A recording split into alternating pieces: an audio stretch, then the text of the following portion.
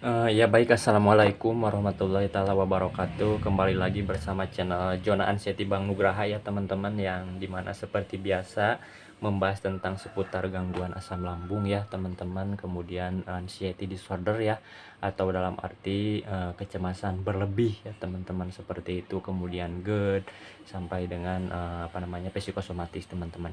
Nah, namun di sini seperti biasa saya belajar atau pergi dari atau membagikan sedikit ya, mungkin gambaran ya atau ilmu ya sedikitnya seperti itu teman-teman, dan setidaknya hanya menemani kalian di sini. Saya belajar dari pengalaman saya sendiri, dan sekali lagi saya bukan ahli dokter, psikoterapi, kemudian psikolog, psikiater dan lain sebagainya teman-teman.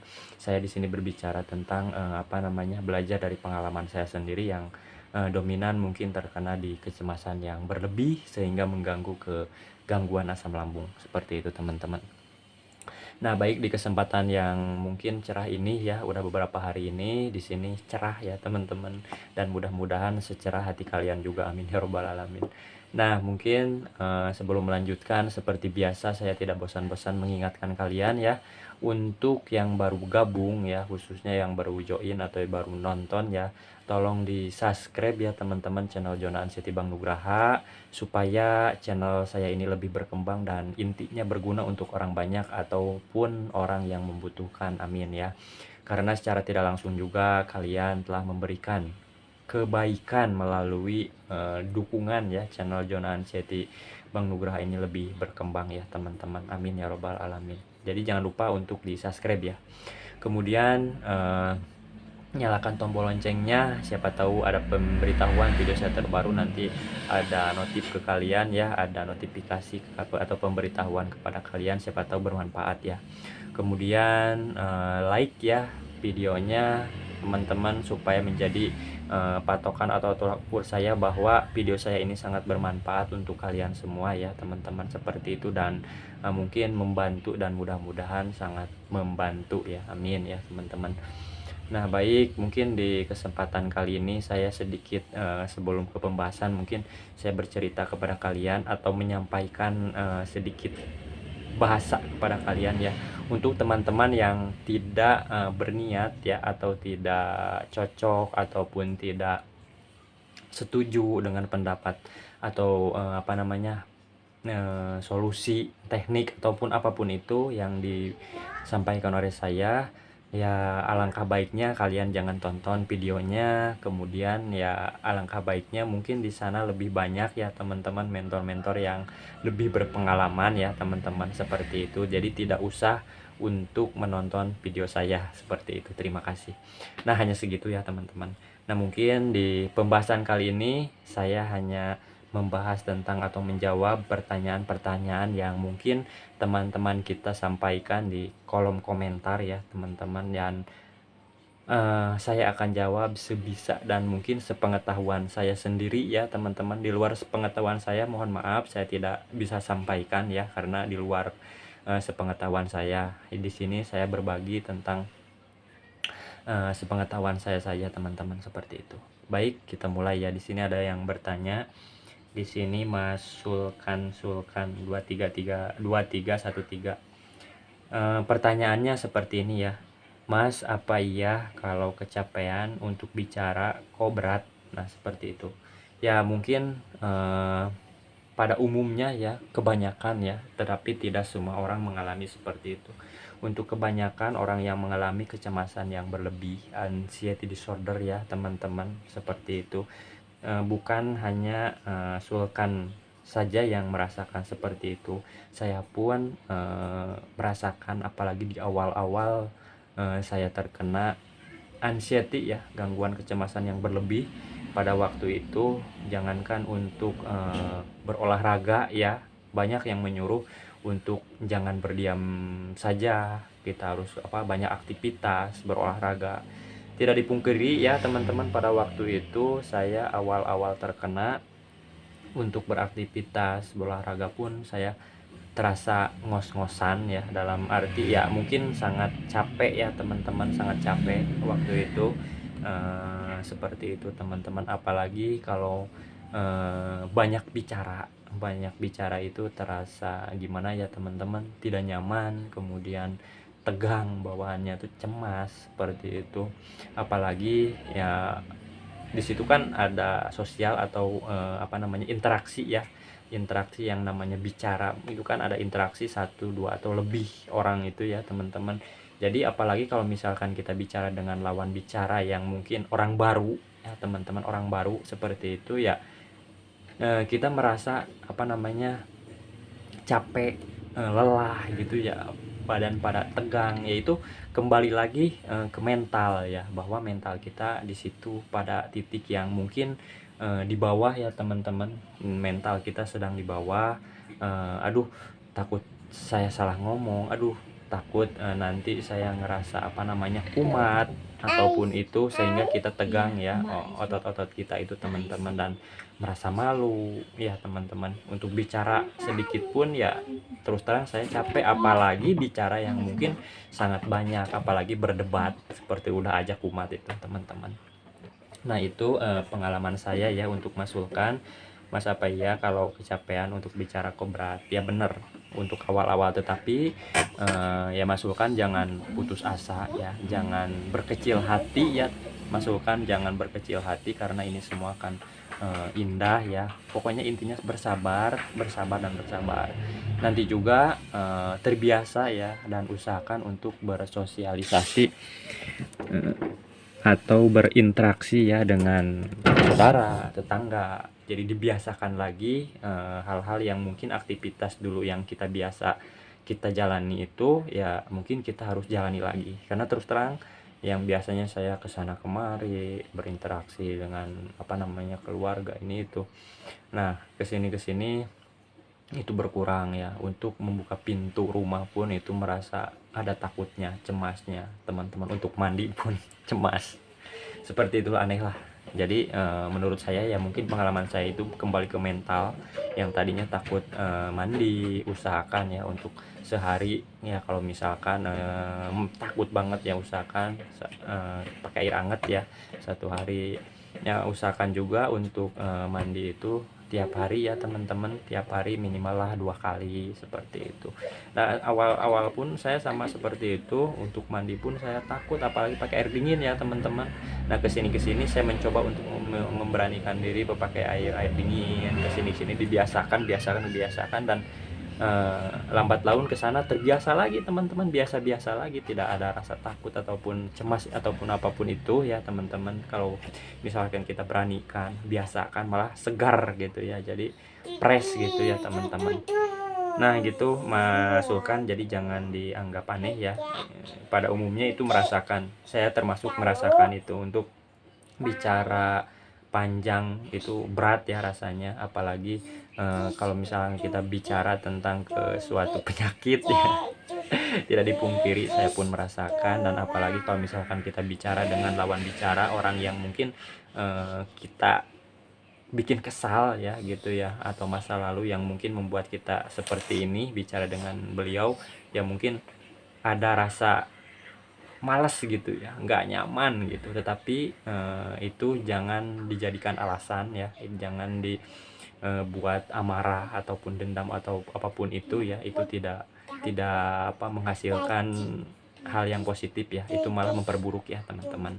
Jadi kita harus biasakan lagi Masulkan ya untuk berbicara, berinteraksi. Nanti juga terbiasa ya seperti biasa gitu. Itu sih intinya.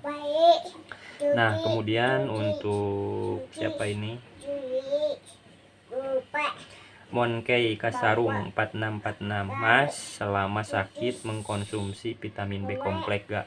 Nah di sini saya berbicara tentang obat, namun di sini bicara tentang vitamin ya teman-teman, vitamin B kompleks. Nah vitamin B kompleks saya konsumsi pada waktu itu hanya 1 botol ya, yang apa namanya, lupa itu Nutrimeg apa itu, lupa saya. Waktu itu saya konsumsi 1 botol kalau nggak salah isi 30 butir ya, kalau nggak salah itu saya minum sehari itu sekali ya teman-teman. Waktu itu saya konsumsi waktu itu, cuman nggak di apa namanya, nggak diterusin lah, cukup dalam apa namanya 1 botol itu kalau nggak salah ya waktu itu. untuk Moncai Kasarung itu saya konsumsi ya. Itu pun ada apa namanya, ada manfaatnya juga ya, ada apa namanya, reaksinya juga, manfaatnya. Jadi gimana ya, ya manfaatnya seperti itulah teman-teman, yang tadinya mungkin banyak pikiran berisik ya gitu, pikiran yang mungkin negatif, menghasilkan cemas, gelisah ya, lambat laun mungkin dari itu juga mungkin ya teman-teman, pengaruh itu, pengaruh vitamin itu juga menjadi fresh ya gitulah, pikiran tuh enggak terlalu butek kalau bahasa Sundanya teman-teman, seperti itu. Saya pun mengkonsumsi waktu itu. Nah seperti itu. Kemudian oh iya, untuk mengkonsumsi itu ya sehari sekali, dan kalian jangan heran ya kalau misalkan kencing berwarna kuning ya teman-teman, karena itu langsung dibuang ke saluran kencing ya teman-teman. Jadi beda sama obat, sepengetahuan saya ya, maaf beda sama obat yang lain lah, itu hanya vitamin dan langsung dibuang ya teman-teman ke kencing. Nah seperti itu.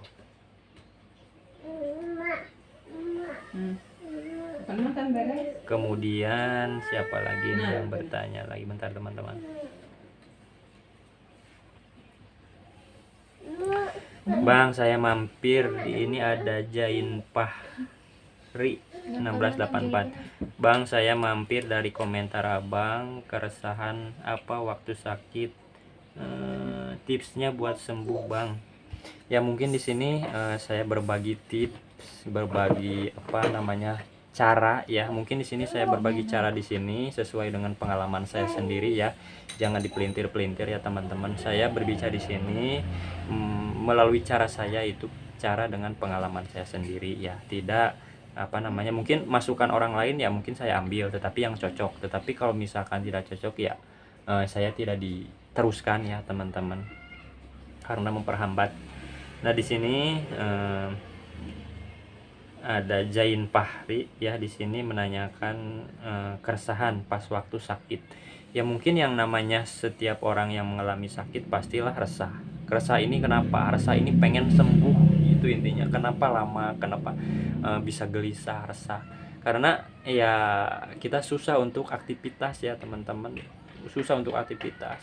Kalau misalkan ya sakit jerawat ataupun apapun itu ya masih bisa aktivitas apapun itu ya teman-teman. Tetapi kalau misalkan bicara tentang mental ya susah banget, apalagi kalau misalkan sudah merasakan rasa gelisah, cemas, tiada tiada ujung ya teman-teman, seperti itu, was-was ya. Pokoknya kalau misalkan udah ngerasa panic attack itu merasa tidak nyaman banget. Nah di sini sama Mas Jain Pari, saya pun merasakan yang namanya waktu itu gelisah, cemas, was-was. Mungkin saya lebih dominan ke takut panic attack itu terulang.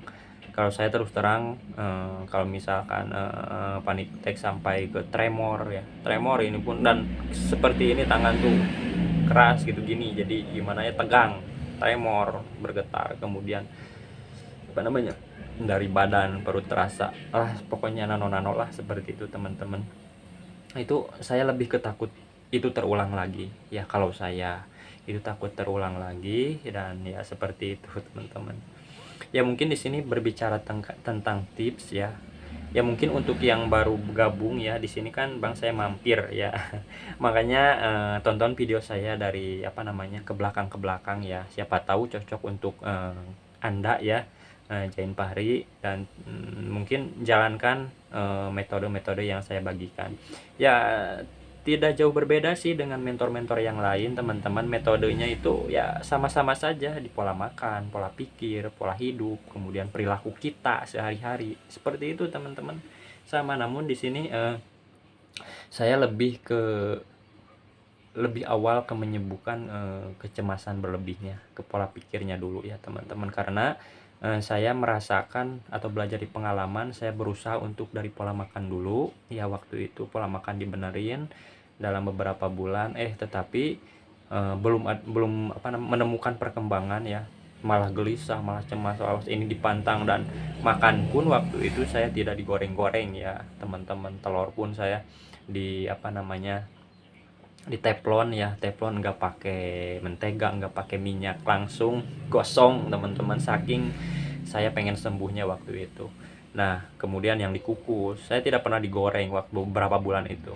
Nah saya di situ berpikir kok malah nggak enak, nggak nyaman, kemudian apa namanya, selalu gelisah, cemas, cenut cenut ini itu dan lain sebagainya. Nah, di situ saya berpikir lagi, wah mungkin saya akan ubah mungkin dari pola pikirnya dulu. Nah, seperti itu. Saya berpikir, ya saya makan biasa aja, normal ya, karena saya tidak merasakan apa namanya, sakit melilit ataupun apapun itu. Saya hanya mungkin di ulu hati yang kadang suka perih ya, itu sih yang mungkin saya merasakan. Tetapi untuk pedas itu saya jauhkan dulu waktu itu. Nah mungkin di pola pikir dulu gimana nih caranya supaya saya tidak merasakan gelisah, cemas, was-was. Nah waktu itu mungkin saya melakukan hobi yang mungkin menyenangkan ya, kembalikan ke masa-masa di mana saya dulu selalu melakukan hobi apapun itu yang membuat saya senang. Nah waktu itu kemudian saya berjalannya waktu, kemudian saya sambil ke sawah, ke pekarangan, kemudian sampai saya berusaha ya teman-teman, apa namanya, berusaha kuliner ya, seperti itu. Jadi ada kesibukan ya, sehingga saya lupa sama sensasi itu teman-teman, seperti itu. Dan alhamdulillah, mungkin wah benar ini dari pola pikir ya, yang tadinya saya begah ini itu yang berkurang. Nah kemudian dari makan, nah kemudian saya pergi ke pola makan ya, mungkin saya tidak dipantrang waktu itu, tapi pedas itu jarang-jarang ya teman-teman. Saya makan yang tadinya yang tidak digoreng saya goreng, cuman saya tidak apa, kapasitasnya itu saya dijaga ya, tidak terlalu berlebihan ya, secukupnya, seperti itu. Gorengan ya teman-teman, seperti itu ya. Saya makan, cuman saya dijaga tidak terlalu berlebih waktu itu. Tips-tipsnya banyak. Pola makan ya emang harus dijaga pola makan, tetapi itu cocok-cocokan ya teman-teman. Mau kalian dimulai dari manapun itu ya terserah kalian. Dari pola makan, jaga pola makan, kemudian pola pikir kalian jaga bebarengan ya silahkan. Tetapi saya menjaga pola pikir dulu waktu itu, pola pikir yang melakukan hobi-hobi yang menyenangkan, kemudian apa, memberanikan untuk makan makanan yang mungkin yang tadinya dipantrang ya teman-teman, sedikit-sedikit, yang penting tidak berlebihan. Kemudian pola hidup yang tadinya suka begadang saya kurangi, waktu itu saya kurangi teman-teman. Kemudian perilaku yang selalu ngototan, marah sama istri, pengen menang sendiri, ego ya, itu saya ubah untuk menjadi rendah, kemudian santai, kesini lentur ya, kalau bahasa otot enaknya itu lentur, yang tadinya tegang tuh teman-teman ya. Alhamdulillah, terus meskipun itu sangat berat ya teman-teman, merubah sifat kita itu sangat berat banget menurut saya. Sifat pengen rendah hati, sifat tidak egois, marah, itu sangat berat, tetapi itu salah satu kunci untuk menyembuhkan ya teman-teman, seperti itu. Di lain melakukan hobi yang menyenangkan yaitu salah satu penyembuh ya menurut saya. Tetapi ya mungkin kalau misalkan kalian punya cara tersendiri ya silahkan, tetapi kalau misalkan kalian mau mengikuti cara saya ya silahkan, tetapi kalau tidak cocok alangkah baiknya tidak diteruskan teman-teman, seperti itu ya. Seperti itu ya, Jain Fahri, metode-metode yang mungkin saya bikin cepat sembuh ya. Di sini saya tidak bisa membahas secara detail ya. Tonton saja video saya ke belakang, karena di sini waktunya harus cukup lama karena membaca komentar yang teman-teman yang lain tanyakan ya, seperti itu. Nah, di sini ada yang bertanya ya, loh kok 515? Nah, di sini bertanya, saya pengen sembuh karena saya selalu takut dengar suara azan pas subuh, karena saya sering bangun jam 3 pas mau tidur lagi ada suara aneh, gak bisa tidur sampai jam 6 pagi. Aku trauma berat pas ada suara itu, doain biar sembuh, amin. Saya selalu berdoa ya untuk yang kalian yang masih dalam tahap penyembuhan, amin ya robbal alamin. Nah, di sini ya selain kita menjaga pola makan, pola hidup, pola pikir, pola perilaku kita, ini teman kita bertanya ada takut ya, ada ketakutan atau ada trauma sih, intinya trauma. Kalau saya trauma takut kejadian itu terulang. Di situ ada trauma, kemudian jangka panjang kita mengalami stres ya, kelamaan terlalu traumanya, kemudian banyak gelisahnya sehingga menimbulkan anxiety disorder atau kecemasan berlebih. Nah, di sini takut suara dengar adzan. Saya dulu kalau takut suara dengar adzan itu nggak ngalamin ya. Takut suara adzan itu saya nggak ini. Mungkin di sini ada trauma ya, apapun itu, Mas Loh kok. Jadi kita harus biasakan lebih untuk memberanikan diri ya, untuk beranikan diri, apalagi untuk sholat subuh ini kita harus berjamaah ya di sini Mas. Jadi usahakan untuk di sini pola hidup yang mungkin harus dirubah Mas. Tidur jangan terlalu malam sehingga tidak mengganggu jam istirahat kita ya. Di sini dulu juga saya merasakan takut untuk sholat berjamaah, apalagi sholat Jumat ya. Saya terus terang banyak kelewatnya teman-teman, itu dosa banget saya waktu itu. Sekarang hanya kalama ayeuna Bang Sunda. Waktu itu ya saya pun merasakan pas sholat Jumat saya takut sampai tidak jadi berangkat. Itu contoh yang tidak baik ya teman-teman. Tetapi saya berpikir masa saya begini terus. Saya di situ bertekad memberanikan diri untuk berangkat ke masjid ya teman-teman untuk sholat. Tetapi saya dari awal saya sap paling akhir ya, sap paling belakang sholat itu, dan mengakhirkan waktu sholat ya teman-teman, sap paling akhir. Kemudian pas khutbah mau selesai saya baru berangkat ke masjid ya gitu teman-teman. Ya otomatis ya mungkin saya pun merasakan waktu itu pas dalam keadaan sholat pun imam pengen bacanya yang cepat. Di saat pembacanya yang panjang saya merasa gelisah, cemas, aduh takut panik attack datang, aduh takut kayak dulu sampai ke kram gini, tremor kayak gitu. Ke situ itu rasa trauma saya. Itu mau pergian jauh itu yang di pikiran saya takut terulang. Itu sih teman-teman, sama saya pun ada rasa trauma seperti itu. Nah namun kesini ya saya berpikir dan mungkin solusi saya ya untuk Mas Loh kok di sini saya sampaikan kepada Anda untuk selain menjaga pola makan, pola hidup, pola pikir, perilaku, mungkin Anda harus menjaga pola religi ya. Jadi sini Anda harus rajin-rajin beribadah ya. Rajin-rajin beribadah itu sangat membantu. Nomor satu itu saya dibarengi waktu itu dengan beribadah, memberanikan diri, sehingga saya menemukan titik pasrah ya. Mau apapun itu ya saya terserah Allah, mau gimana pun saya pingsan apapun itu terserah Allah. Malah enak dilepaskan, cara melepaskan itu enak banget kayak gitu. Itu harus dibiasakan. Yang tadinya takut sholat ya usahakan untuk melaksanakan. Nanti juga kesana akan terbiasa ya teman-teman, akan terbiasa berani ya seperti itu. Nah udah 23 menit ya teman-teman. Mungkin komen-komenan kalian nanti saya akan bacakan lagi di lain kesempatan ya. Mungkin hanya seperti itulah penyampaian saya teman-teman, dan doa terbaik seperti biasa saya sampaikan, mudah-mudahan kalian cepat sehat, cepat kuat, cepat kembali pulih ya, cepat kembali normal ya, amin ya robbal alamin.